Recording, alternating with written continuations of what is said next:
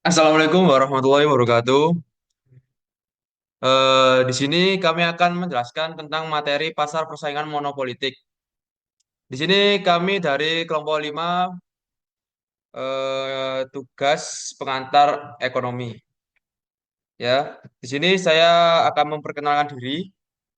Saya Roya Noval dengan NIM 24022 triple 416. Kemudian dilanjutkan dengan teman saya. Dan saya temannya, saya Giovanni Julio, NIM 24022000413. Dan dilanjut teman saya,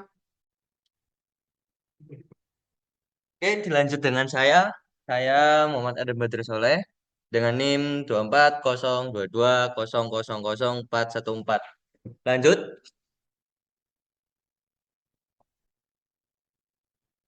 Oke, dengan saya nama Marsha Rizky Abdul Kusuma dengan NIM 240220000415.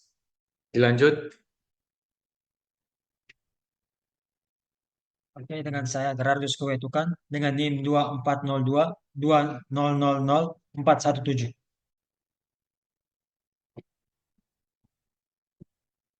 Baik, itu perkenalan dari kelompok kami. Dan di sini kita eh, akan membahas tentang pasar persaingan monopolistik ya. Dan daftar isinya kita akan memulai dari latar belakang, rumusan masalah, pembahasan, contoh soal, dan yang terakhir kesimpulan.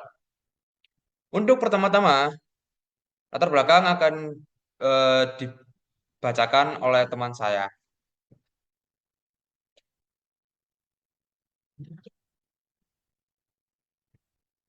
latar belakang pada materi ini yaitu pasar merupakan salah satu aspek penting dalam ekonomi, di mana permintaan dan penawaran bertemu. Salah satu jenis pasar yang sering ditemui dalam kehidupan sehari-hari adalah pasar persaingan monopolistik. Pasar ini menggabungkan elemen persaingan sempurna dan monopoli sehingga banyak perusahaan menjual barang serupa namun berbeda dalam karakteristik seperti merek, kualitas, atau fitur lainnya. Pemahaman tentang pasar persaingan monopolistik penting bagi mahasiswa ekonomi agar dapat mengidentifikasi strategi perusahaan dan perilaku konsumen di pasar nyata. Selanjutnya, rumusan masalah akan dipresentasikan teman saya. Silahkan.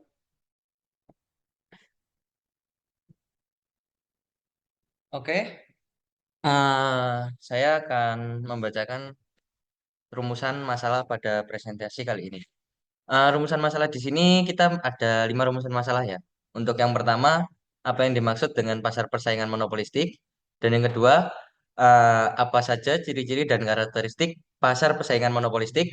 Yang ketiga, bagaimana bentuk kurva permintaan dan penawaran di pasar ini? Yang keempat, apa dampak pasar ini terhadap kesejahteraan ekonomi? Dan yang terakhir, bagaimana perhitungan laba perusahaan dalam pasar persaingan monopolistik? Dan untuk pengertian pasar monopolistik akan dilanjut dengan teman saya.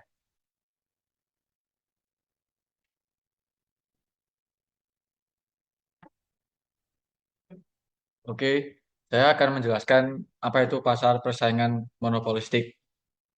Pasar persaingan monopolistik ialah jenis pasar di mana banyak penjual menawarkan produk yang sejenis tetapi berbeda dalam beberapa aspek. Masing-masing perusahaan memiliki kekuasaan tertentu untuk menentukan harga karena diferensiasi, namun produk karena banyak pesaing kekuasaan tersebut terbatas. Ada beberapa contoh untuk pasar persaingan monopolistik yaitu industri makanan cepat saji, produk domestik, dan pakaian, di mana setiap produk memiliki karakteristik atau merek unik yang membuat berbeda dari produk pesaingnya. Untuk selanjutnya akan dijelaskan oleh teman saya.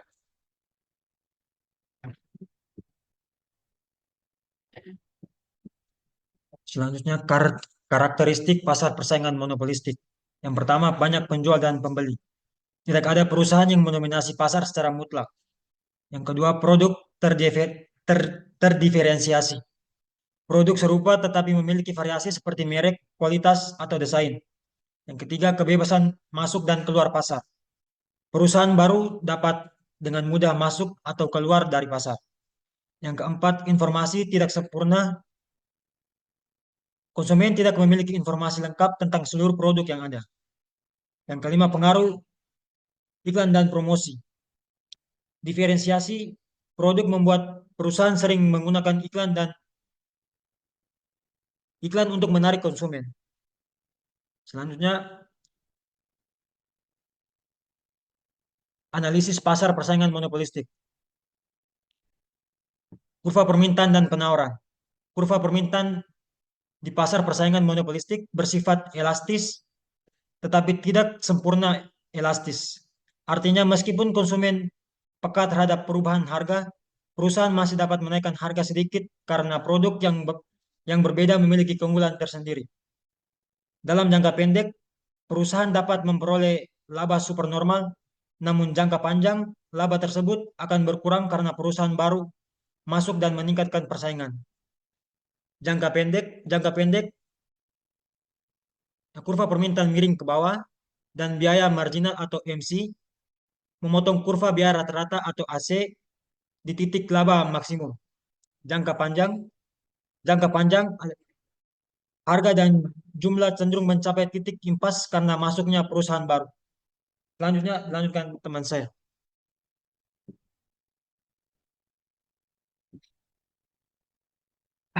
Baik, saya akan menjelaskan tentang kurva pasar persaingan monopolistik. Ya, jadi kita mendapatkan ini kurvanya. Jadi untuk yang sebelah kiri itu penjualan memperoleh profit, ya. Jadi atau bisa dibilang maksimalisasi profit. Terus yang di kanan ini itu adalah penjualan mengalami kerugian minimalis atau kerugian. Ya, jadi pada gambar sebelah kiri penjualan memperoleh laba. Jadi dari perusahaan penjualan produk dengan harga sebesar P1 yang di sini kita dapat mengetahui titiknya di sumbu P ya.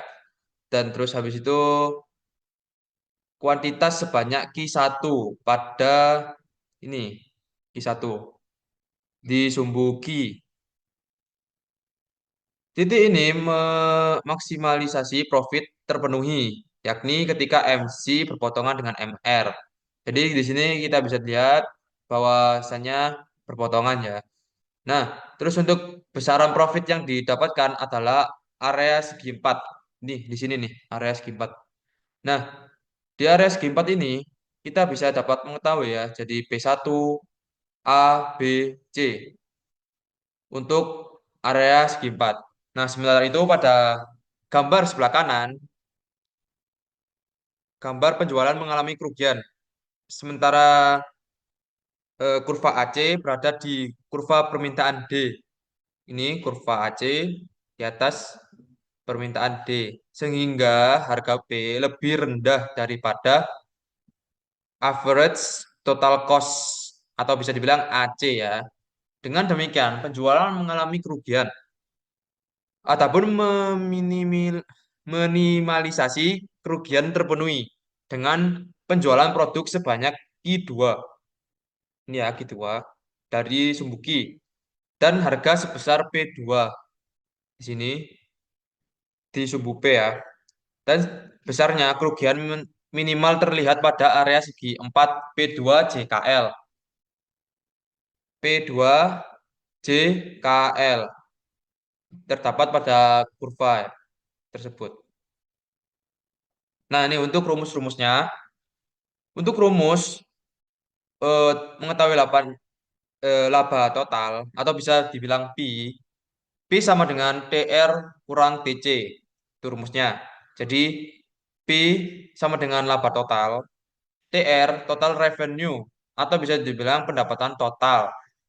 TC sama dengan total cost atau bisa kita bilang biaya total ya. Jadi Untuk selanjutnya yang kedua pendapatan total atau TR. TR sama dengan P dikali Q. P adalah harga per unit, Q jumlah barang terjual. Kemudian yang ketiga biaya marginal atau bisa dibilang MC. MC kita rumuskan dengan delta TC dikali delta Q dikali MC. Nah, di sini kita MC-nya belum tahu, jadi kita cari. Nah, untuk delta TC-nya itu adalah perubahan biaya total. Delta Q itu adalah perubahan kuantitas. Nah, untuk pendapatan marginal MR-nya itu kita bisa rumuskan dengan MR sama dengan delta TR dibagi delta Q. Ya, jadi pada kondisi laba maksimum MR sama dengan MC. Kita harus samakan. Nah, untuk contoh soal satu, diketahui fungsi permintaan perusahaan Herlambang dalam pasar persaingan monopolistik adalah P sama dengan 100 min 2Q. Sedangkan fungsi biayanya adalah TC sama dengan 5 tambah 2Q. Dalam hal ini, P sama dengan tingkat harga ya. Jadi Q sama dengan tingkat output dan TC sama dengan biaya total. Tentukan jadi pertanyaannya tentukan kombinasi harga dan tingkat produksi yang memaksimumkan keuntungan perusahaan. Hitunglah laba yang diperoleh perusahaan. Nah, untuk itu kita dapat mengetahui ya P sama dengan 100 min 2Q. TR sama dengan P kali Q. Nah, yang dimana TR itu sama dengan 100 min 2Q kuadrat. Untuk MR sama dengan 100 min 4Q. Kenapa 4Q? Karena ini ada kuadrat. Ya, di sini ada kuadrat. Maka bisa memperoleh 4Q. Jadi langsung nggak usah ada kurungnya kan karena sudah hasilnya 4Q ini. Nah, habis itu untuk MC-nya sama dengan 2. Syarat tercapainya laba maksimum adalah MR sama dengan MC. Ya, harus sama. Jadi 100 dikurangi 4Q sama dengan 2. Nah, kita akan jabarkan ya. Jadi 4Q sama dengan 98. Nah, di sini 98 kita bagi dengan 4 dan memperoleh Q-nya 24,5. Belum belum di sini aja, terus kita lanjutkan. P sama dengan 100 dikurangi 2 dikali 24,5. Nah, maka hasilnya memperoleh 51. Kita mencari P-nya. P-nya kita rumuskan dengan PQ kurang TC.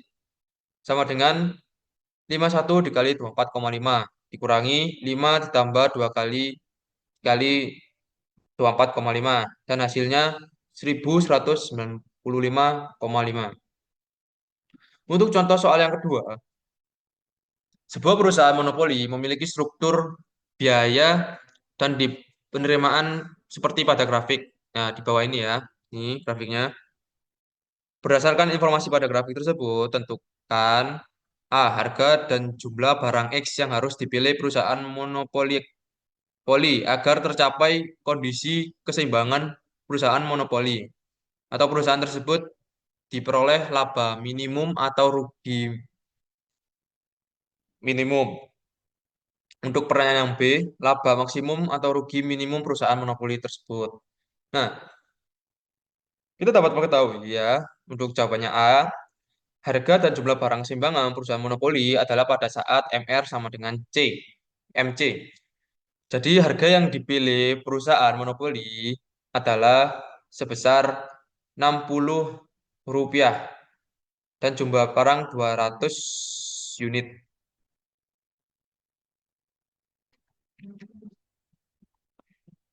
Untuk jawaban B, perusahaan monopoli memperoleh laba karena harga B lebih besar daripada biaya rata-rata.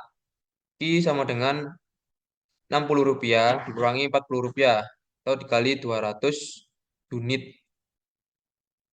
Bisa di hasilnya adalah 4.000. Jadi ini di sini itu 60 dan Dan di sini adalah di sini 40, di sini 60. Dan memperoleh hasilnya 4.000 rupiah. Nah, untuk kesimpulannya, jadi pasar persaingan monopolistik memiliki karakteristik yang unik karena menggabungkan elemen persaingan sempurna dan monopoli. Dalam pasar ini perusahaan berusaha menarik konsumen melalui diferensial produk dan promosi. Meskipun laba super normal dapat dicapai dalam jangka pendek, pada jangka panjang, laba tersebut akan menurun akibat masuknya persaingan baru. Analisis terhadap pasar ini membantu memahami bagaimana strategi harga dan promosi mempengaruhi keberhasilan bisnis. Oke, untuk pertanyaan mungkin bisa ditanyakan di komentar YouTube ya di bawah ini ya. Terus jangan lupa like dan subscribe. Itu aja mungkin. Terima kasih dari kelompok kami. Mungkin apabila ada salah kata, mohon dimaafkan ya. Oke. Dio masih tidur ya guys. Oke. Jalan-jalan. Oke, makasih guys. Oke, makasih. Yo. Sekian.